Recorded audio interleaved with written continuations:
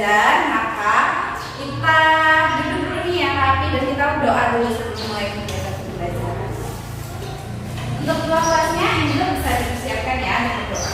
Baik Bu, sebelum kita mulai pembelajaran, berdoa dimulai. Berdoa selesai. Amin. Amin, amin ya Tuhan. Amin. Nah, hari ini kita akan belajar mengenai dongeng dan anak-anak semua kita akan belajar mengenai menyimak ya. Menyimak dongeng. Ada yang tahu nggak sih dongeng itu sebenarnya apa? Cerita rakyat Ibu. Ya, benar banget. Dongeng itu bisa dari cerita rakyat atau juga bisa juga suatu yang tidak nyata atau bisa disebut ini apa namanya fiksi ya, tidak nyata. Baik, hari ini Ibu akan membacakan sebuah dongeng dan anak-anak bisa mendengarkan ya. Setelah itu kalian akan mengambil apa sih pesan dari cerita yang Ibu sampaikan tadi. Baik Bu. Nah, cerita yang Ibu bawakan ini cerita buatan Ibu sendiri. Wah. Keren Ibu. Ceritanya berjudul Simbok, Pak O dan si Domba. Alkisah hiduplah sepasang suami istri yang sudah cukup tua.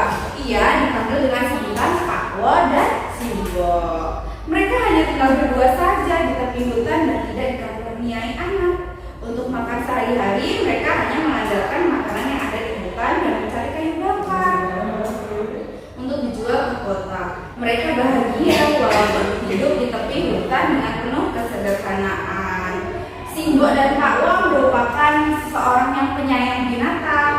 Mereka tidak pernah memburu hewan yang ada di hutan. Mereka pun sering membantu hewan yang terluka akibat ulah memburu.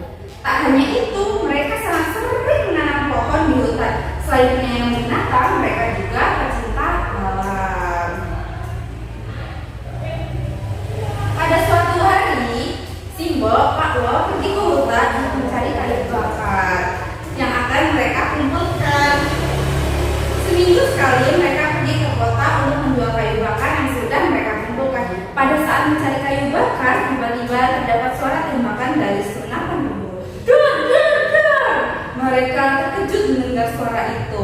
Tidak jauh dari mereka berdiri terdapat dua domba yang sedang kesakitan.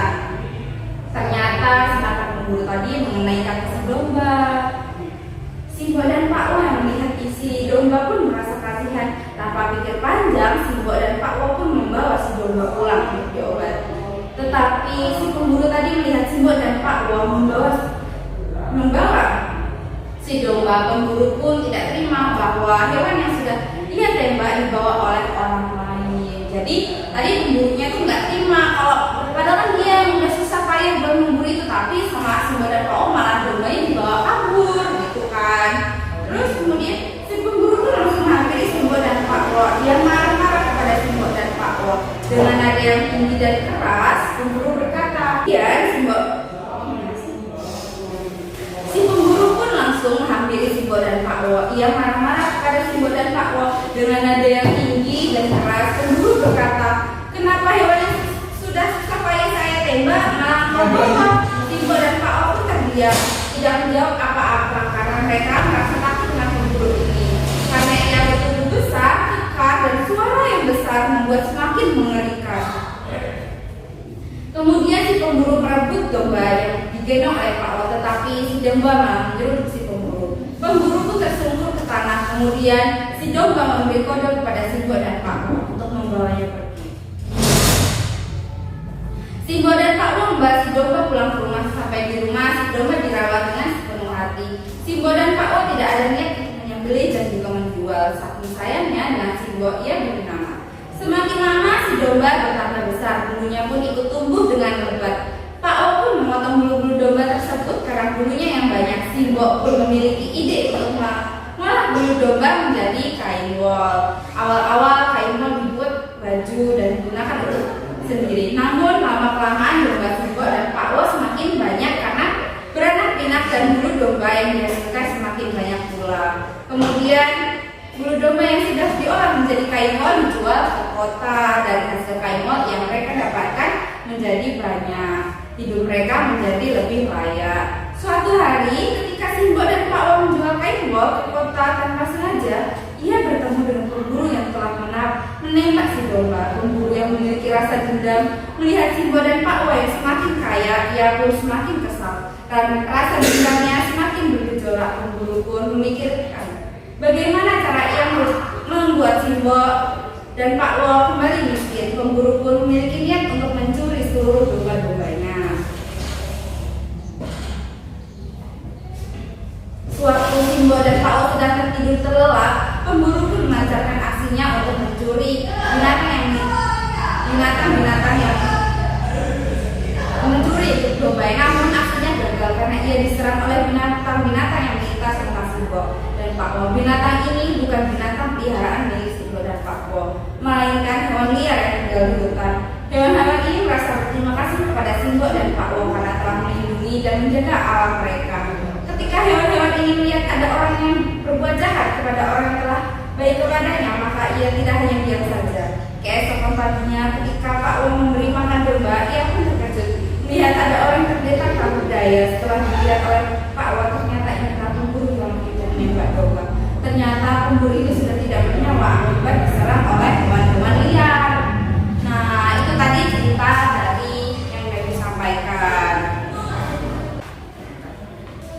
Nah, dari cerita itu terdapat pesan moral nih dari anak-anak. Ada yang tahu masih pesan yang disampaikan dari si pembuat cerita ini apa sih? Gitu. Ada yang tahu? Bu, Ya, Angel apa? pesan moralnya itu kita itu tidak boleh menyakiti hewan dan juga tidak boleh merusak alam. Ya, benar banget. Karena kita tuh hidup saling berkaitan antara hewan dan antara alam kita, sekitar kita, antara hewan, tumbuhan dan manusia itu saling berkaitan. Jadi jangan sampai kita merusaknya gitu. Karena ekosistem itu kan berputar. Gitu.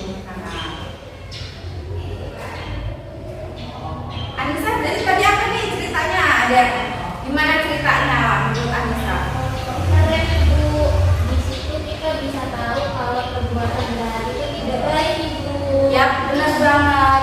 Hewan juga bisa merasakan merasakan kalau dia dijahatkan, disakiti. Hewan juga punya perasaan, gitu ya teman-teman semua. Mungkin itu aja pembelajaran kita pada pagi hari ini. Sebelum kita tutup pembelajaran kita pada pagi hari ini, kita berdoa dulu. Anissa bisa juga. Baik teman-teman, duduk siap, berdoa mulai. Berdoa selesai. Amin, amin ya rabbal alamin. Baik, itu saja pembelajaran kita pada pagi hari ini. Terima kasih anak-anak yang sudah berpartisipasi pada kegiatan kita pada pagi hari ini. Sampai jumpa di pertemuan berikutnya. Wassalamualaikum warahmatullahi wabarakatuh.